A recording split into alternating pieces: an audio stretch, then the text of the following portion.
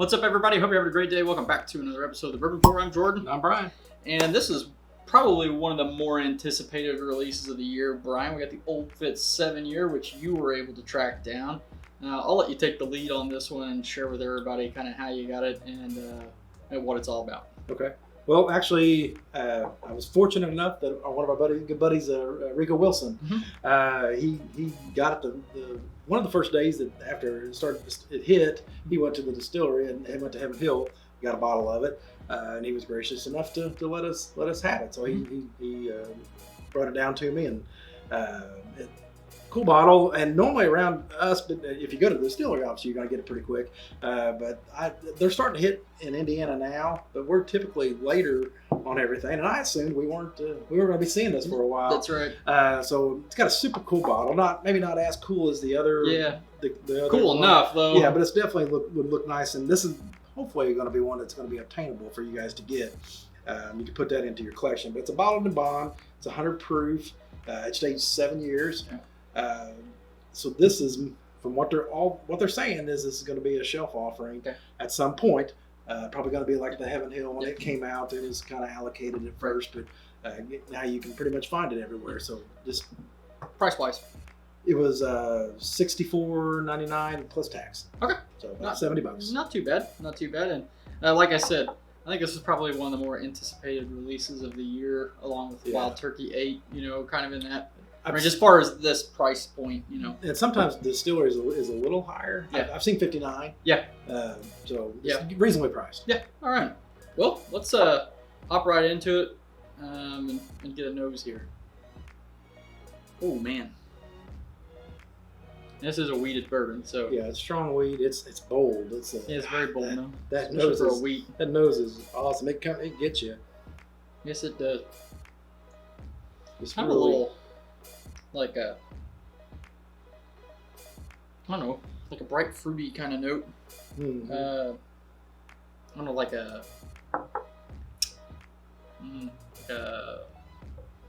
citrusy, tropical-y kind of thing. Mm-hmm. Yeah, I really get good. It's got a really good nose. I get a little bit of oak in there. Yeah, kind of a sweet, sour. Yeah, and something in that element. It's There's traditional lighter caramel kind of note, but on the nose it's stellar. Yeah, it's a 10 out of 10 on the nose. Yeah. Let's go in for a sip though. I'm looking forward to this one.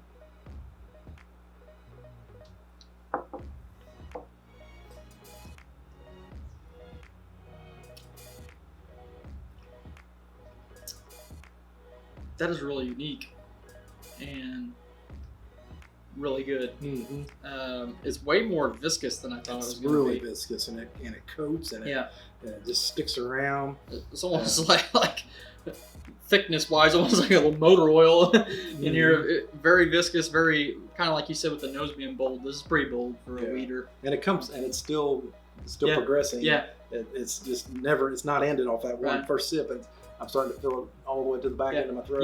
Yeah. And first sip. I'll have to obviously do a second one here, but first sip, it feels like it drinks a bit warmer than 100. Mm-hmm. But yeah, I definitely get that. I think maybe that viscousness might lend to that too. But a second sip here.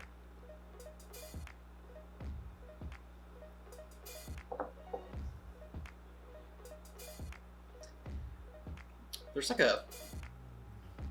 it's not mint, but there is a herbal cooling kind of feel to it that I really am digging. It doesn't appear to be as like sugary sweet as some wheaters can be. Right. It's sweet in a non-sugary way. like a cocoa type sweet. It's not heavy on the chocolate or anything like that, but it has like just like it's sugar, but it's not. It's sweet but not sugary. Mm-hmm. How's that? But this is a A+ for me. Right. This is one, if it becomes a staple where we can get this will never not be on my bar. I would agree. Now, how do you think this compares to, say, something like a Weller or a Maker's Mark or some of those other top tier wheaters? I always think of Weller. Just you're talking about the special reserve. Mhm. I think that's a kind of a bottom level Yeah. weeder, which I love it. Yes. And Right. I always have a bottle of it. If I can get it, I'll drink it. Right.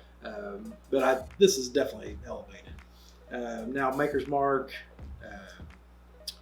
101. It's in that category. It's not sweet. It's a different taste. Yeah. Yeah. But I feel would like put it in that category, and the cash drink. But the cash drink's just got a little bit more punch to Right. it. So those were kind of hard to compare. I feel like the 101 is a little bit more caramely, like you said, a more sweeter profile. This is more of a,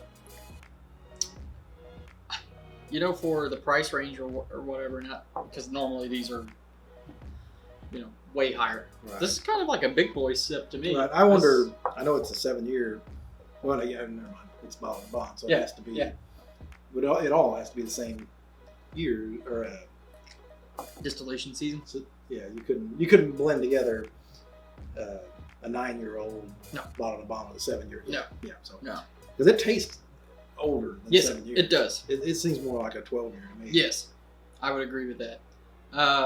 For me, the comparison, though, the original question, I've liked Makers so much that I think it would be hard to beat it, but I haven't blinded this. But I'd say this is just right there. I wouldn't be surprised if this one won. Because it is very fragrant, really, really good nose, really, really good palate. I know it shouldn't say it. The bottle is beautiful. The cork topper is beautiful. Man, they knocked it out of the park with this one. So if you can find this one, I would go out and get it.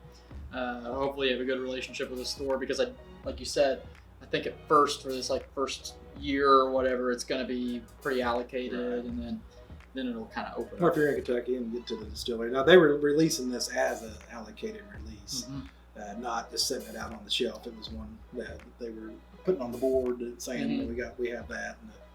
And it's like we're back. But yeah, I have no idea why that happens, by the way.